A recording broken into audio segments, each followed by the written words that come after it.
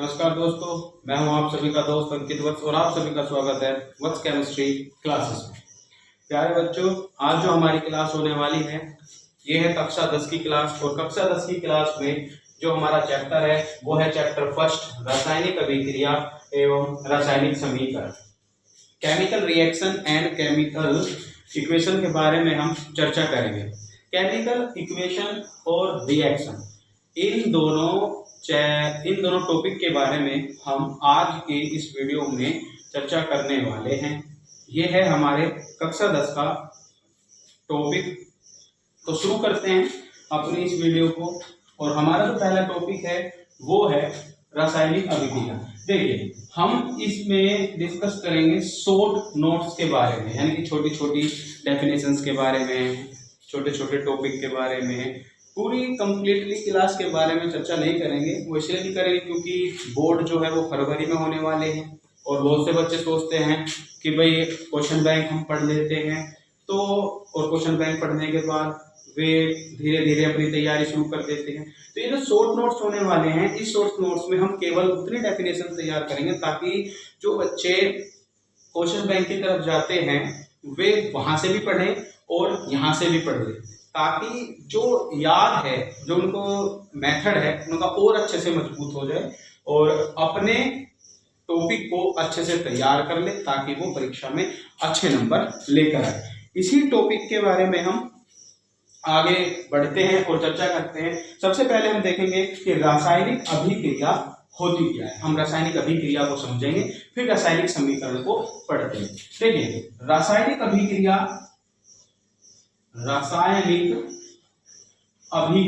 क्या होती है? रासायनिक अभिक्रिया जनरली जब हम किसी भी केमिस्ट्री के अंदर जब हम कोई भी रिएक्शन करते हैं तो उसमें दो चीजों की आवश्यकता होती है।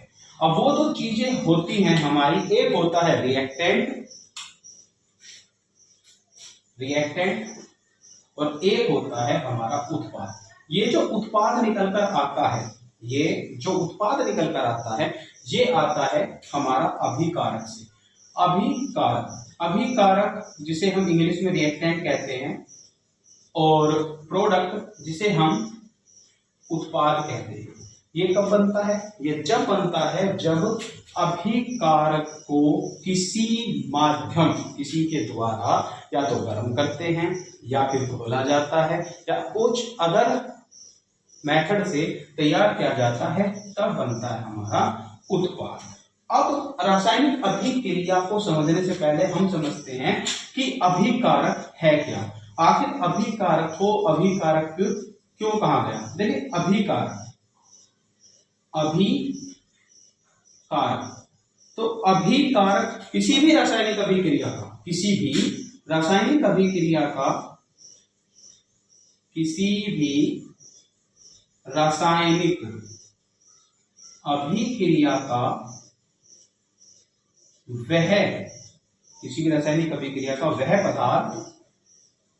वह पदार्थ जो उत्पाद का निर्माण करता है, अभिकारक कहलाता है। तो क्या कह रहा है ये कह रहा है कि किसी भी रासायनिक अभिक्रिया का वह पदार्थ जो उत्पाद का निर्माण करता है, अभिकारक कहलाता है। अब इसमें उत्पाद की डेफिनेशन क्या होगी? उत्पाद प्रोडक्ट से डिनोट पी से करते हैं और इसे आर से प्रदर्शित करते हैं। उत्पाद क्या है? किसी भी अभिक्रिया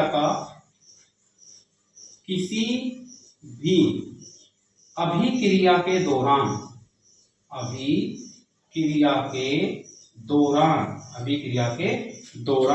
प्राप्त होने वाला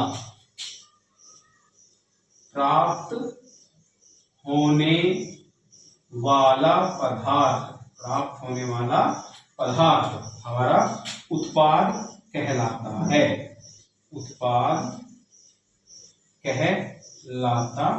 है।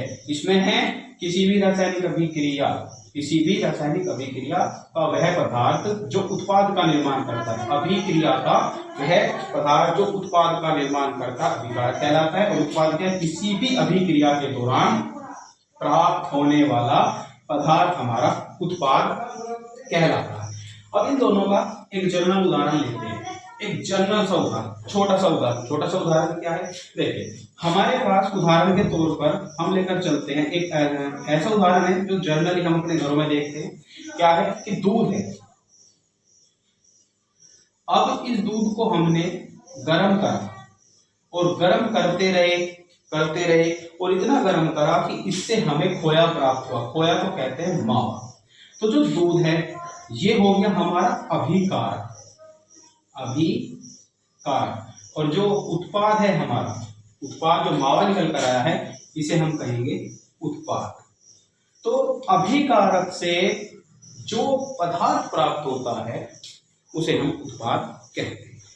ये कंडीशन है रासायनिक विज्ञान में जब हम कोई भी विक्रिया करते हैं तो निश्चित रूप से कुछ ना कुछ उत्पाद जरूर प्राप्त होता है।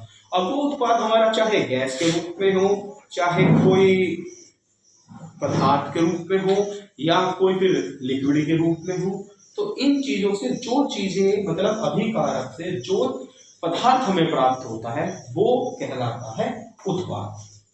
तो प्यारे बच्चों, तो शॉर्ट नोट्स का ये पहला टॉपिक है रासायनिक अभिक्रिया, और रासायनिक अभिक्रिया के अंतर्गत आता है हमारा अभिकारक और उत्पाद। अभिकारक वह पदार्थ जो उत्पाद का निर्माण करता है अभिकारक कहलाता है।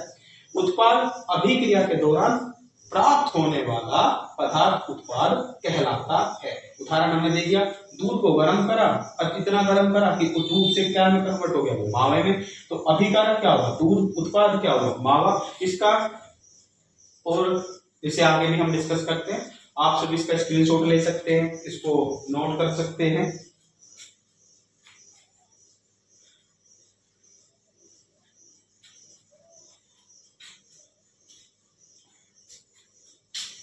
आई होप कि आपने इसका स्क्रीनशॉट ले लिया होगा।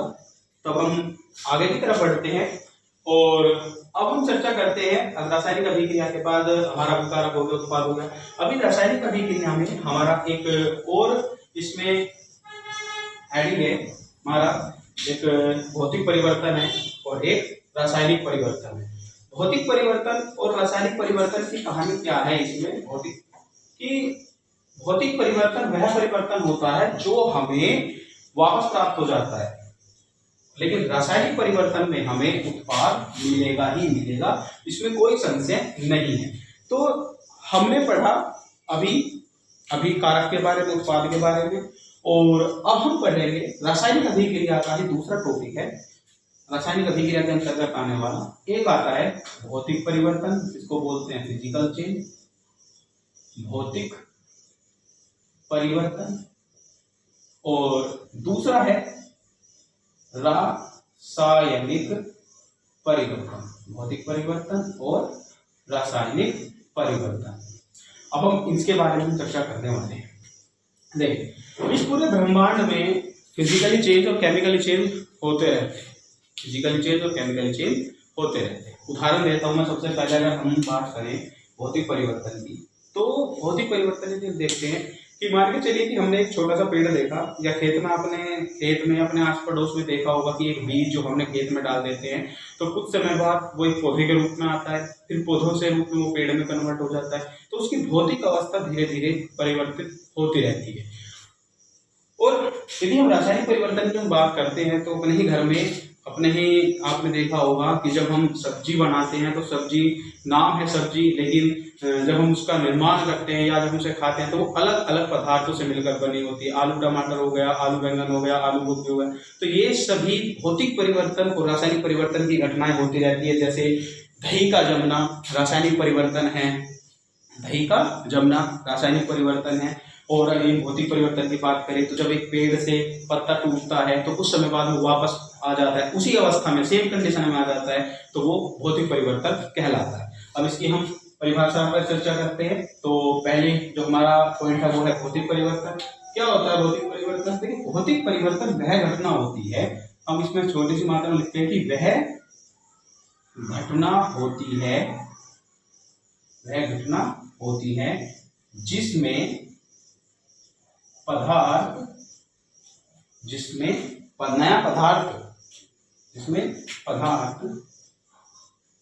पुनः अवस्था में लौट आता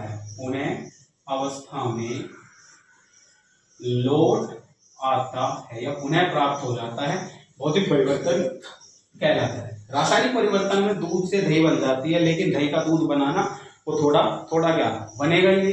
तो रासायनिक परिवर्तन क्या है? रासायनिक परिवर्तन वह घटना होती है जिसमें पदार्थ से नया उत्पाद प्राप्त होता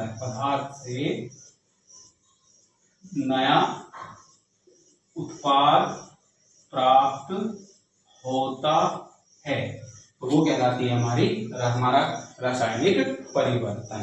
तो शॉर्ट नोट पे रासायनिक अभिक्रिया के ये 2 टॉपिक और इससे पहले 2 टॉपिक अभिकारक और उत्पाद का।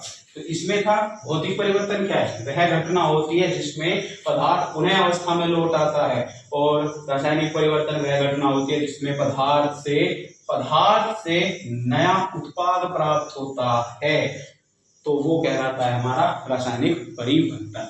अब रासायनिक परिवर्तन का उदाहरण क्या है? जैसे उदाहरण लेते हैं, चलो भौतिक परिवर्तन का, और इसका एक उदाहरण लेकर चलते हैं। कागज, हमने एक पेपर लिया, उस पेपर को हमने जलाने के बाद क्या प्राप्त होगा हमें? धुआं और राख। जो इसमें हमें राख मिला वो है एक नया उत्पाद जो प्रदर्शित करता है रासायनिक परिवर्तन को। अब यही हम पेपर लेते हैं, एक कागज लेते हैं, एक रफ पेपर लेते हैं, इस कागज के हमने इस कागज को फाड़ दिया।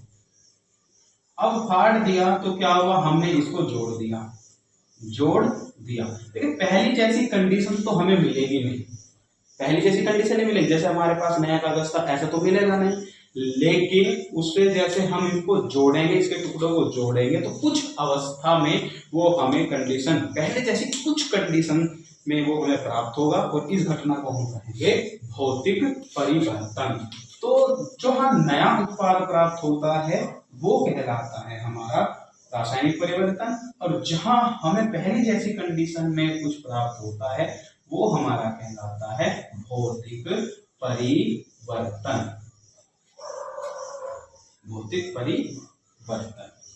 तो शॉर्ट नोट्स में आज के लिए इतना ही काफी है। मिलते हैं अगली नेक्स्ट वीडियो में, तब तक के लिए धन्यवाद। आप सभी को राम राम। तो यदि वीडियो आपको अच्छी लगे तो चैनल को सब्सक्राइब कीजिए, लाइक कीजिए, कमेंट कीजिए। आपका एक लाइक मुझे मोटिवेट करेगा ताकि मैं और वीडियो बना सकूं। तब तक के लिए धन्यवाद। जय हिंद, जय भारत।